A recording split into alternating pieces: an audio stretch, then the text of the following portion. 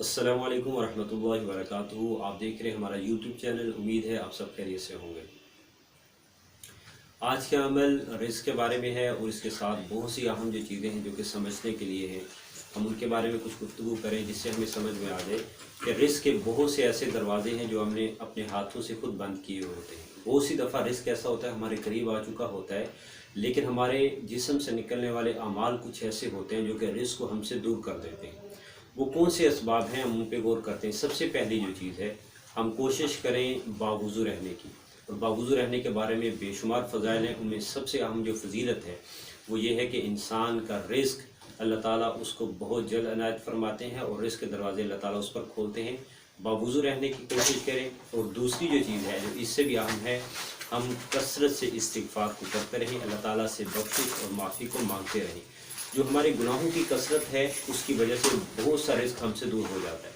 और एक अहम चीज़ जो कि गुनाहों को ख़त्म करने वाली है वो मैं आपके सामने अर्ज़ करता हूँ। अगर हम इसका मामूल बना लें, इंशाअल्लाह बड़े से बड़ा जुर्म भी अल्लाह ताला माफ़ करेंगे, छोटे से छोटे गुनाह भी अल्लाह ताला माफ़ करेंगे।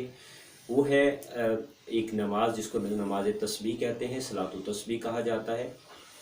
आप इस्लाम की तरफ से उसकी वसीयत है हज़रत इब्न अब्बास रज़ी अल्लाह ताला, शायद हज़रत अब्बास रज़ी अल्लाह ताला अन्हु को आप इस्लाम ने उसकी वसीयत फरमाई और ताकीद फरमाई। अगर आप इसको ज़िंदगी में एक दफ़ा पढ़ लें, नहीं कोशिश करें रोज़ाना पढ़ लें, नहीं पढ़ सकते हफ्ते में एक दफ़ा, महीने में एक दफ़ा, साल में एक दफ़ा, ये ज़िंदगी में, ये हदीस मुबारक का मफ़हूम है। इस नमाज की बरकत से अल्लाह ताला हमारे बहुत से गुनाहों को माफ़ करेंगे। और इसमें तीसरे कलमे का जिक्र बहुत ज़्यादा है और तीसरे कलमे का ताल्लुक़ रिज़्क़ को खींचने से बहुत ज़्यादा है। तीसरा कलमा हम इसमें कसरत से पढ़ते हैं, तो हम इस अमल को ज़रूर करें, इस्तिग़फ़ार कसरत से। और अगर सलातो तस्बीह की हमारी तरतीब बने तो ज़रूर सलातो तस्बीह हर जुमा को, हर जुमेरात को पढ़ने की कोशिश करें। जो अमल मैं बताने लगा हूँ आयत करीमा का, ला इलाहा इल्ला अंता सुब्हानक इन्नी कुन्तु मिनज़ ज़ालिमीन, इसके अंदर भी इस्तिग़फ़ार है और अल्लाह ताला से बख्शिश और माफ़ी को मांगा गया है। इस आयत करीमा को हम कोशिश करें दिन में सुबह और शाम 100 दफ़ा पढ़ें और इनके बाद अल्लाह ताला से दुआ करें। और याद रखें हमारे हर अमल के साथ नमाज की पाबंदी ज़रूरी है और इसी तरीके से दुआ की पाबंदी ज़रूरी है। दुआ से बहुत से हमारे मसाइल होते हैं, कभी अल्लाह ताला दुआ से वही चीज़ अता करते हैं, कभी अल्लाह ताला उसके बदले में कोई मुसीबत हटा देते हैं, और कभी अल्लाह ताला ऐसे करते हैं कि उसके बदले में उसका अजर हमारे लिए क़यामत के दिन तक महफूज रख देते हैं। और ये याद रखें कि हमें अल्लाह ताला से बातें करनी चाहिए, इसी का नाम मुनाजात है।